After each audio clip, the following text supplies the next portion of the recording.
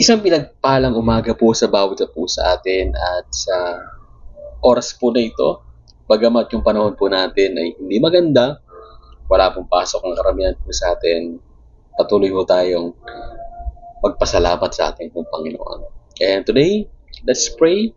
Kung hindi niyo po napanood yung ating pong devotion kahapon ng Lunes, i-replay po natin at napakaganda ng mensahe ng Panginoon. At lalo na po yung ating Sunday service, talagang masasaktan ho tayo sa mensahe. Pero babaguhin naman tayo ng Panginoon.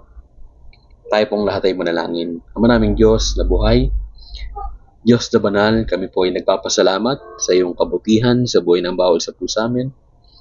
Dahil ikaw ay tapat at mabuti sa amin po mga buhay. Salamat po sa iyong pagsama. Bagamat Panginoon, yung aming pong panahon ay hindi maganda at ang aming pong sitwasyon, napakaraming problema. Pero salamat po, Panginoon, ikaw po yung siyang gumagabay, nag-encourage, nagbibigay po sa amin ng hope, Lord, ng wisdom, ng peace, Lord, sa mga pinagdadaanan po namin. At sa araw po na ito, patuloy po kami lumalapit sa iyong banal na trono, nagpapasalamat at nagpapasiyasat po sa lahat ng aming pong mga kapalpakan, kasalanan na nagawa.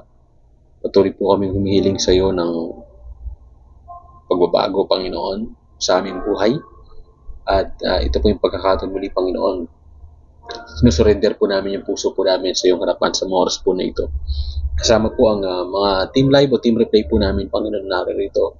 We pray, Lord God, na ikaw po ang siyang manguna, Panginoon, sa gawain po ito. Continue, teach our minds, touch our hearts, and transform our lives. Salamat po muli. Mangusap ka sa napakagandang topic po na ito at kailangan po namin po ito. Sa pangalan ni Jesus, lahat po ay mag-comment na magsabi ng Amen and Amen. Praise God, praise God. Hallelujah. Praise the Lord. Ngayon po pag-uusapan po natin ay pinamagatan po natin, bakit si Jesus lang ang daan? Bakit si Jesus lang ang daan? In John chapter 14 verse 6 to 7, John 14, 6 to 7, sumagot si Jesus, ako ang daan, ang katotohanan at ang buhay. Walang makakapunta sa Ama kundi sa pamamagitan ko. Kung ako'y kilala ninyo, kilala na rin ninyo ang aking Ama. Mula ngayon ay kilalanan na ninyo siya at inyo nang nakita. May tanong po ako sa inyo. Narinig niyo na po ba yung kasabihang all roads leads to Rome? All roads lead to Rome. Ganito ang paniniwala ni Joey, na basta't mabuti ka, kahit anong religion na pasukin mo, pare-pareho lang yan, daan patungo sa Diyos. Anybody here, narinig mo na yung kataga na all roads lead to Rome? No? Kahit anong mga religion mo, isa lang ang paniniwala. Catholic ka, born again ka, Iglesia ka ni Cristo, or whatever, naniniwala sa Diyos, patungo sa ating pong Panginoon daw yon. Pero sa dami ng daan, isang tanong ang kailangang harapin. Kung pwede naman pala kahit ano, bakit pa kailangan nagkatawang tao ang Diyos at mamatay sa krus? Walang iba kundi si Jesus. Bakit kaya? Lagay nyo nga sa comment section. Why? Bakit? So, bakit ba? Hindi ba parang overkill kung marami namang ibang paraan? Ano po? Sabi ni Jesus sa John 14:6, ako ang daan, ang katotohanan at ang buhay. I am the way, the truth, and the life. No? Pag sinabi pong the way, the truth, and the life, is about the person of Jesus Christ. Siya lamang ang daan patungo sa buhay na walang hanggan. Tandaan po natin yan. At ang katotohanan na siya ang anak ng Diyos at ang manliligtas at manunubos po natin at Panginoon po natin. At ang buhay, yung buhay na meron tayo galing sa Panginoon.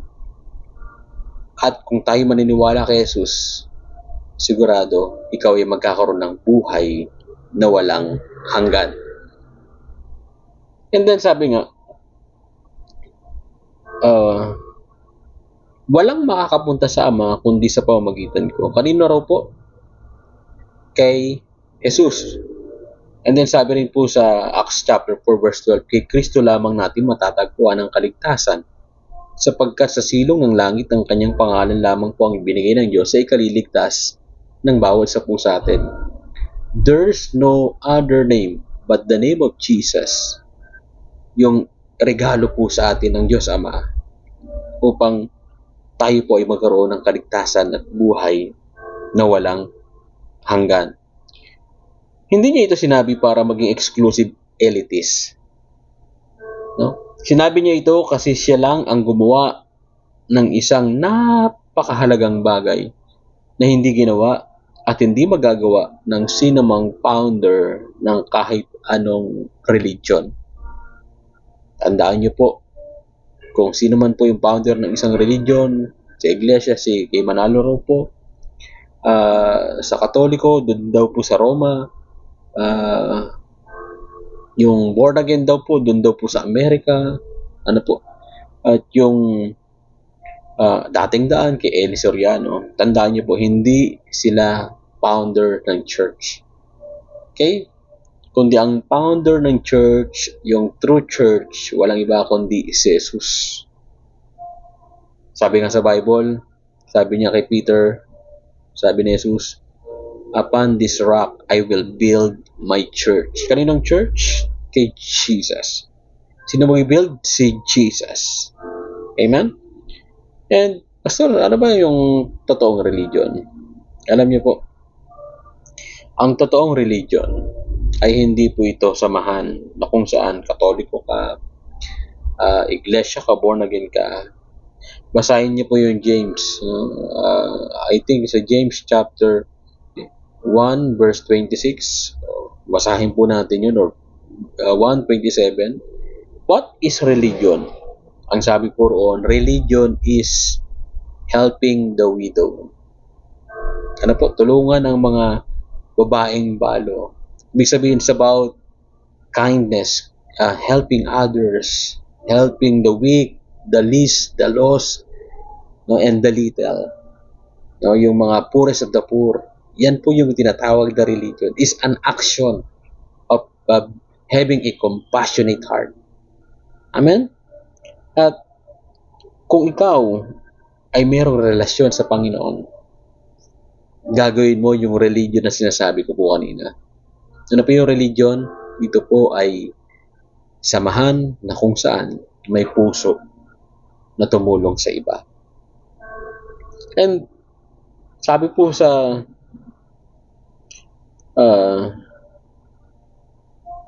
tanging si Jesus lang po ang pumasan ng kasalanan ng mundo. Hindi po yung founder na sinasabi ng iba ng mga iglesia po nila o mga churches po nila. Tanging si Jesus ang nagsakripisyo, nag-alay ng buhay para sa kaligtasan ng bawat sa pusa atin. Amen? Walang ibang figure sa kasaysayan na may parehong claim at may eyewitness records para patunayan po ito. Lahat po ng nagsabi na mga founder, nasaan po sila ngayon? Nandun pa rin po sa libingan. Tama po ba?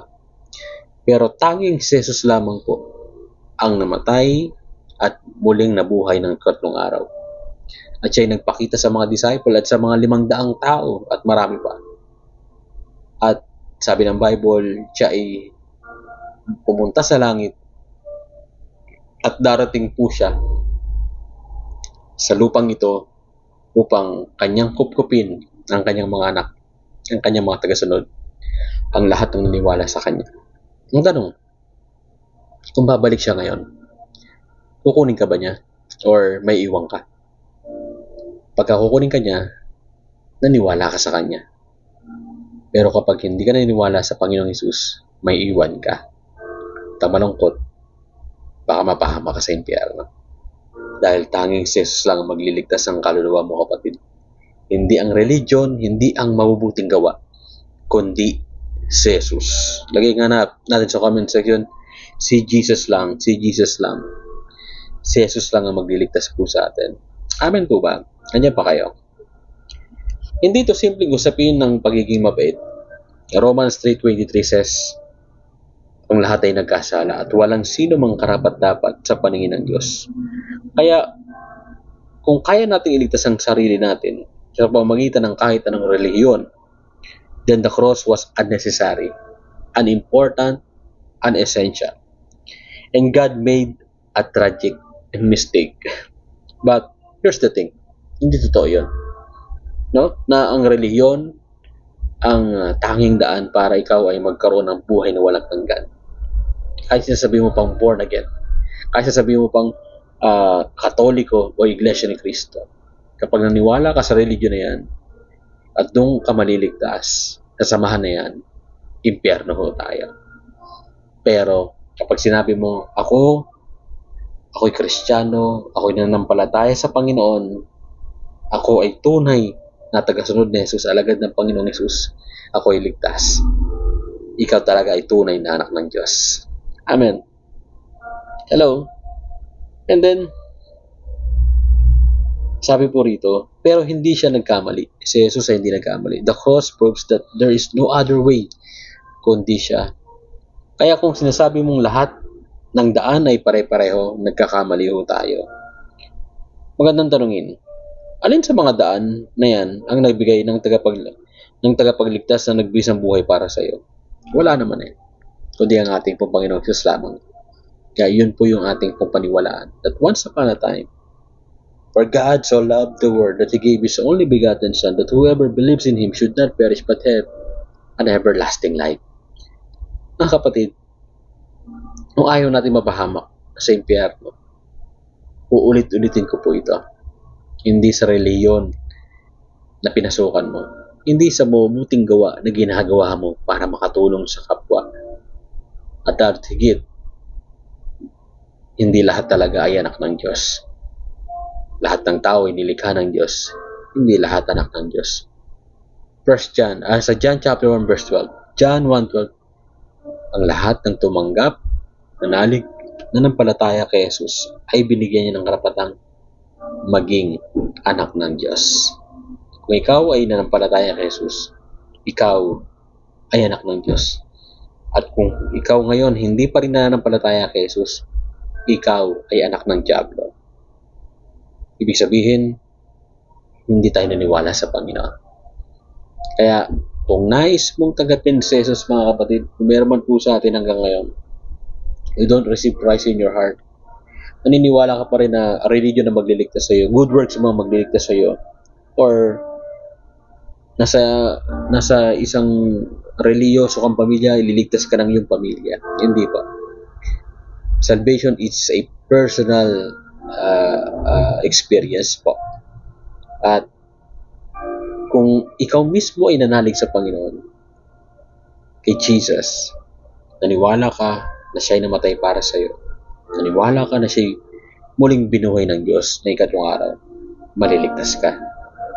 Sino man ang tatawag sa pangalan ni Jesus, maliligtas. Sino man ang magsisisi sa kasalanan, sa lahat ng kasalanan, maliligtas. At patuloy, we have been saved by grace through faith alone in Jesus Christ. Tandaan po natin yan. Kapatid, di pa uli ang lahat. Parang sa palagay mo, Pastor, para lang akong umatin sa church tapos wala naman talaga sa puso ko. Or kasi yung magulang ko palagi akong inaaya sa church, kaya ako naman wala akong magawa Or ikaw yung matagal ng Kristiyano na hindi mo alam kung ligtas ba ako o hindi. Pero ito ang assurance po natin. Kung ikaw ay maniniwala sa Panginoon, ang totoo at seryoso, isang tawag mo lang sa Kanya, isang surrender mo lang sa Kanya, isang hingi mo lang ng tawad sa Kanya, ililigtas ka niya, patatawarin ka niya. Basta ang dami mo ng kasalanan. Kahit kasinlaki ng barko ang kasalanan, ang pagpapatawad ng Diyos sa iyo ay kasinlaki ng karagatang Pasipiko. Tandaan mo yan. Mahal na mahal ka ng Diyos. May magandang plano ang Diyos sa buhay mo. Pastor, di mo alam, makasalanan ako, nakakadiri yung ginawa ko. Ang dami kong kasalanan, ang dami kong kalokohan, nangulunya ako, nagnakaw ako, nagmura ako, nagsinungaling ako, nagwalwal ako, bisyo rito, bisyo doon, nagsugal ako, pastor. Chismosa ako, pastor. Paulit-ulit yung patago kong kasalanan, meron akong kalaguyo, pastor. Ano man ang kasalanan mo, isurrender mo lang sa Panginoon at patatawarin ka ng Diyos. Talikuran mo ang mga kasalanan mo at maniwala ka sa Jesus ang tagapagligtas mo. At kung nais mong tagapin sa Jesus, sabi ka sa mixing panalangin, sabihin mo, taas mo ang iyong kamay, Lord Jesus, I surrender my life to you. Forgive me, Lord, sa lahat ng aking kasalanan. At sa araw na ito, binubuksan ko ang aking puso at pinapapasok po kita sa tahanan ng aking puso. Patawarin mo po ako sa lahat ng aking mga nagawang kasalanan. Panginoong Hesus, aking tagapagligtas, anak ng Diyos, aking Panginoon, suko na po ako. Binibigay ko na po lahat sa iyo, Panginoon, maging aking buhay. Salamat po sa pagmamahal, salamat po sa kapatawaran, salamat po sa kaligtasan at buhay na walang hanggan. At ngayong araw na ito, Panginoon, iligtas mo po ako. Iligtas mo ang aking kaluluwa. Makasalanan po ako. Pero Lord, I know, patatawarin mo po ako. At salamat po sa kapatawaran. Change my heart and use me for your glory, Lord. In Jesus' name, amen and amen. At kung ikaw ay tumanggap sa Panginoon, congratulations. You are now a child of God. Pero hindi na natapos po ron. You must act on it. Kung talagang ikaw ay anak ng Diyos, may gagawin ka para sa Diyos. Susunod ka sa Panginoon. At sa darating na linggo, maganda yung topic po natin. Sa bunga makikilala kung sino ba talaga ang tunay na anak ng Diyos. Amen? To God be the glory. Sunday po yan, 10 a.m. Huwag po kayong absent, ha? Okay po ba yan? Pwede po ba tayong may challenge po ako sa inyo? May kaibigan ka bang curious o skeptic? Imbes na pilitin silang maniwala, bakit hindi mo sila invite at magtanong? Magbasa kayo ng gospel, ng Book of John together, and let the truth speak for itself. Pag ang lahat, ipanalangin mo yung kaibigan mo na ito. And pwede mo rin share yung video na ito para malaman niya that Jesus is the only way to heaven. The truth about God is love and the way to heaven. Tandaan po natin yan. Siya lang po ang siya lamang po ang tanging paraan at siya po ang ating pong buhay at magbibigay ng buhay na walang hanggan. To God be the glory. Lord, maraming salamat po sa oras na ito. Kung sino man po ang mga nakinig at tumanggap sa iyo, kilala mo silang lahat. Lord, patuloy nilang i-work out, Panginoon, yung kanilang kaligtasan. Salamat po, Panginoon. Makita po sa buhay ng bawat sa pusa amin na talagang kami ligtas. At ito yung paniniwala po namin. Ikaw, Jesus, ang tanging daan papunta sa langit. At wala na pong iba. Hindi relihiyon, hindi mabubuting gawa, o anumang sekta, kundi ikaw lamang, Panginoong Jesus. Lord, I pray sa lahat ng may sakit kagaling. Sa lahat ng kinakapos pagpapalain. Maging sa ulan na meron po kami ngayon, Panginoon, ang dami na pong baha. Pero alam po namin, sa lahat ng ito, all things work together for good. Salamat po muli, Panginoong Diyos. Ingatan mo po ang bawat isa. As I declare today that the Lord bless you and keep you, and the Lord make His face shine upon you and be gracious to you, and the Lord turn His face toward you and give you peace. Let's shout Jesus reigns 7 times. 1, 2, 3, go. Jesus reigns, Jesus reigns, Jesus reigns, Jesus reigns, Jesus reigns, Jesus reigns, and Jesus reigns. Muli maraming salamat po sa inyo, ha. Please pakishare nyo po ang video po na ito sa mga kapamilya po ninyo, anak, apo, magulang, kapatid, sa inyo pong mga kamag-anak, kapitbahay, kaklase, ka-workmate, mga kabarkada po ninyo sa inyo pong lugar. I-share po natin sa timeline sa GC at nawa sila rin po iligtas ng Panginoon. Muli maraming salamat sa inyo at magkita-kits po tayo sa ating pong midweek night. Mayroon pong magandang mensahe si Lord sa bawat isa po sa atin at tuloy-tuloy po ang ating pong gawain. Huwag po tayo nga absent araw-araw. Nasa Facebook, nasa YouTube po at nasa TikTok po ang ating pong mga gawain. At patuloy po tayong araw-araw makinig ng salita ng Diyos. At kung nais niyo po ng panalangin, counseling, at kung meron po kayong gustong sabihin na patotoo, ilagay niyo po yan sa GC po natin, i-PM niyo po ako. At kung gusto niyo pong pumunta sa church, punta lang po kayo rito. At patuloy lang po kayong maging active sa ating pong GC at sa online. Muli maraming salamat po. Pagpalain po kayo ng Panginoon. And see you tomorrow evening. God bless you. Stay safe po. Patuloy po tayong magpasalamat sa Panginoon. To God be the glory.